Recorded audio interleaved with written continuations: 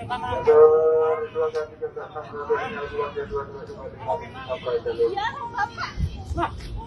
biarin dulu.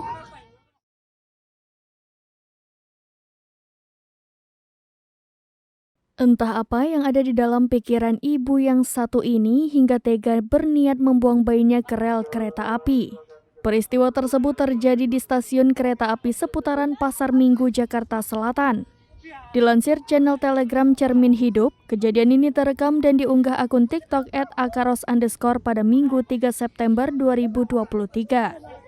Beruntung, aksinya tersebut berhasil digagalkan oleh petugas stasiun kereta api dan juga beberapa warga yang ada di sekitar lokasi. Tampak dalam video seorang ibu mengenakan daster berwarna kuning dan memakai jilbab biru dongker dengan gerak-gerik yang mencurigakan.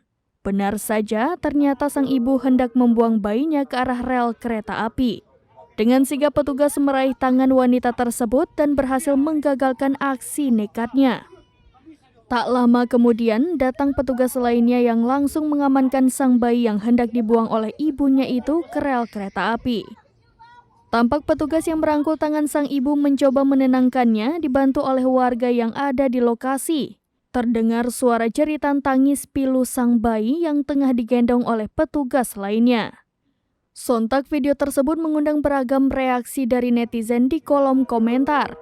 Tak sedikit dari netizen yang beranggapan bahwa sang ibu tengah mengidap sindrom baby blues. Untuk sekedar informasi, baby blues merupakan sindrom bentuk kesedihan atau kemurungan yang dialami seorang ibu pasca melahirkan.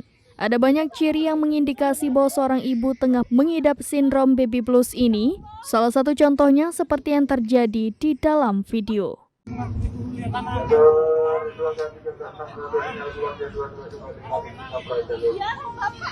Nah, biarin dulu, kenapa ini? Ada masalah.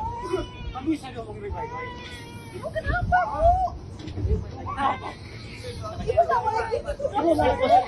Ibu cuma pakai jilbab. Insya Allah.